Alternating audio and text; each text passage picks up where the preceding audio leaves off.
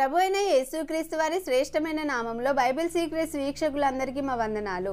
భూమి గుండ్రంగా లేదా గోళాకారంగా ఉందని అందరికీ తెలుసు. అయితే ప్రాచీన కాలంలో ఎంతో మంది ప్రజలు భూమి బల్లపరుపుగా ఉందని, దాన్ని గేదె, తాబేలు లాంటి జంతువులు లేదా బలంగల వ్యక్తి మోస్తున్నాడని నమ్మారు.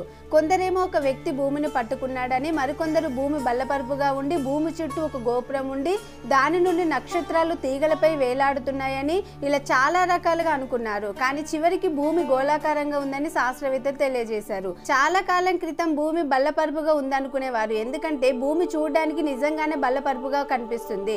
సముద్ర మధ్యలో మీరు ఒక పడవలో ప్రయాణిస్తున్నారు అనుకోండి, నీరు చదునుగా 4 దిక్కుల వ్యాపించి ఉంటుంది.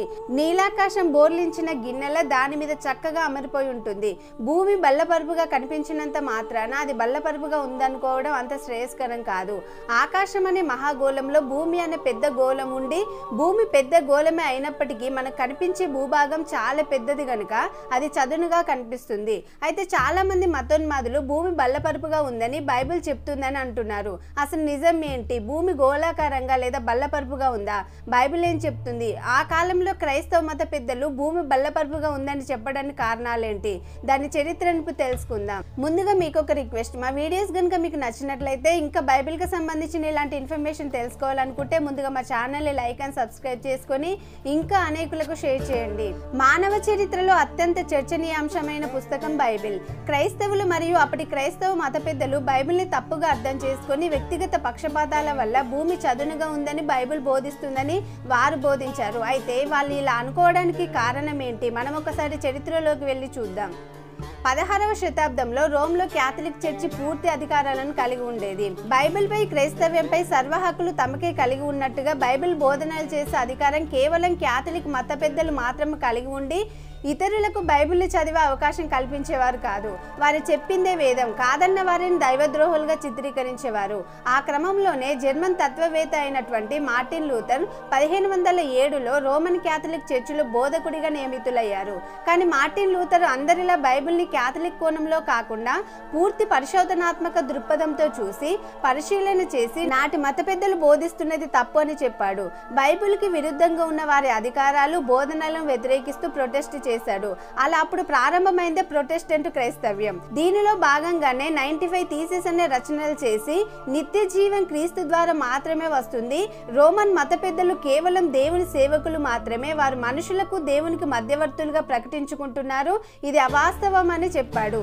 ఇది నాటి క్యాథలిక్ మత పెద్దలకు మింగుడు పడని విషయం. ఇలా ప్రకటిస్తే తమ అధికారాలన్నీ కోల్పోవలసి వస్తుందని Pope Leo X Martin Luther ని విచారణకు పిలిపించి అతని బోధనలు ఆపవలసిందిగా ఆదేశిస్తూ అతని రచనలపై నిషేధాన్ని విధించాడు. కానీ మార్టిన్ లూథర్ అంతటితో ఆగకుండా బైబిల్ ని వివిధ భాషల్లోకి అనువదిస్తూ, ముద్రిస్తూ అందరికీ అందుబాటులోకి తెచ్చే ప్రయత్నం చేస్తుండగా ప్రొటెస్టెంట్ క్రైస్తవ్యం విరివిగా విస్తరించసాగింది.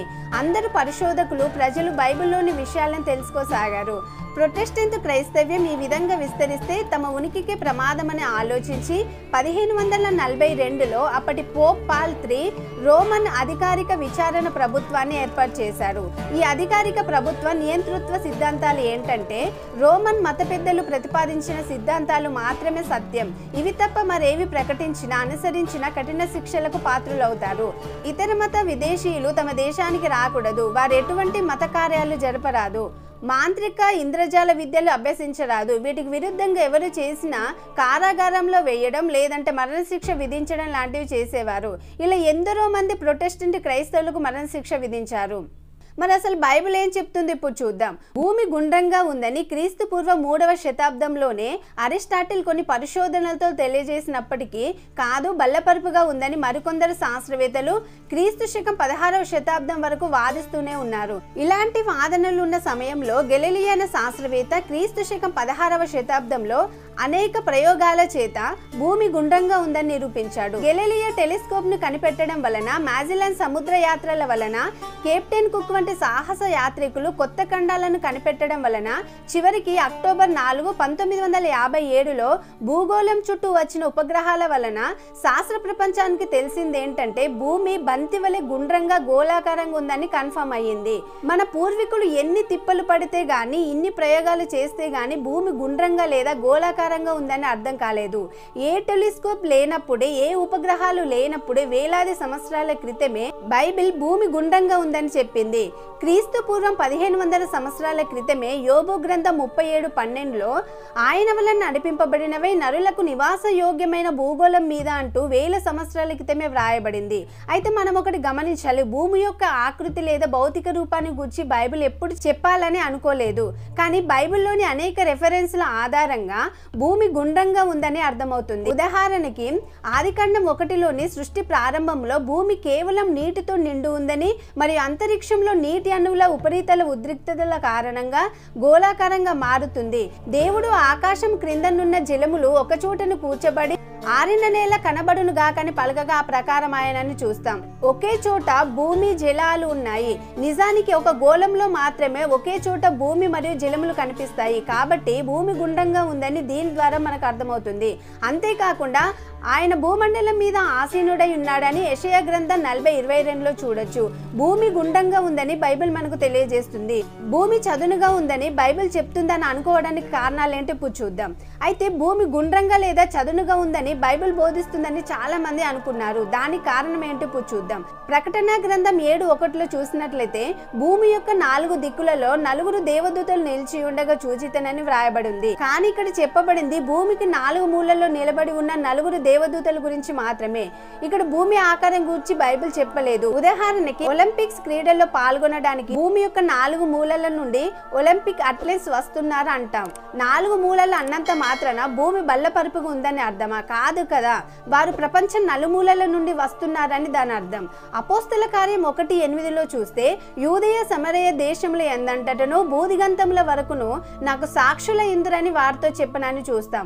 భూదిగంతముల వరకు అంటే భూ వ్యాప్తంగా అని దాని అర్థం. అంతేగాని భూమి బల్లపరుపుగా ఉందని లేదా దానికి హద్దులు ఉన్నాయని కాదు. అలాగే 4 దిగంతములు లేదా 4 దిక్కులనే మాటలు పూర్తి భూమి గురించి చెప్తున్నాయి. ఇంకా కీర్తనలు 75:3లో చూస్తే భూమియు దాని నివాసులందరూ లయమగునప్పుడు నేనే దాని స్తంభములను నిలుపుదునని వ్రాయబడి ఉంది. ఇక్కడ దేవుడు భూమి యొక్క స్తంభాలను దృఢంగా ఉంచాడని చెప్తున్నాడు. కానీ చాలా మంది భూమి బల్లపరుపుగా ఉందని బైబిల్ చెప్తుందని అనుకుంటున్నారు. ఇంకా బైబిల్లో వ్రాయబడ్డ కొన్ని వాక్యాలను చూసినట్లయితే యెషయా 11:12, లూకా 13:29, ద్వితీయోపదేశకాండం 13:7, యోబు 28:24, కీర్తనలు 48:10 మరియు సామెతలు 34లో చూడవచ్చు. ఇవన్నీ భూమి యొక్క 4 దిక్కుల గురించి చెప్తున్నాయి. కానీ కొందరు విమర్శకులు ఇక్కడ చెప్పబడిన వాక్యాలను సరిగా అర్థం చేసుకోలేక భూమి చదునుగా లేదా బల్లపరుపుగా ఉందని బైబిల్ బోధిస్తుందని, ఇది విజ్ఞాన శాస్త్రానికి వ్యతిరేకమని చెప్తున్నారు. ఒకప్పుడు భూమి చదునుగా ఉందని సాధారణంగా విశ్వసించినప్పటికీ సైన్స్ క్రీస్తు పూర్వం 6వ శతాబ్దం నాటికి భూమి గోళాకారంగా ఉందని అనేక ప్రయోగాల ద్వారా శాస్త్రవేత్తలు నిరూపించారు. ఇటీవల ఎత్తైన విమానం మరియు గ్రహాల చుట్టూ తిరుగుతున్న ఉపగ్రహాలు మరియు మానవ సహిత అంతరిక్ష ప్రయాణం ద్వారా అందరికి ఇంకా స్పష్టత వచ్చింది. బైబిల్ వెలుగులో భూమి ఎలా ఉందో ఎన్నో వేల సంవత్సరాల క్రితమే వ్రాయబడింది. బైబిల్ దైవ వాక్కు, సత్య గ్రంథం. శాస్త్రం లేనప్పుడే దాని మూలాలను తెలియజేసింది. దురదృష్టవశాత్తు కొంతమంది క్రైస్తవ మత పెద్దల తప్పుడు బోధనల వల్ల బైబిల్ని తప్పుగా అర్థం చేసుకోవడం జరిగింది. ఫైనల్ గా ప్రతి ఒక్కరు ఒక విషయాన్ని అర్థం చేసుకోవాలి.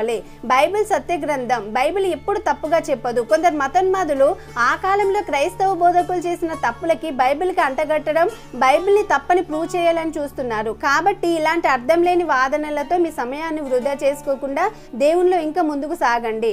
తప్పుడు బోధనలకు దూరంగా ఉండండి. దేవుడు మిమ్మల్ని దీవించును గాక. ఆమేన్.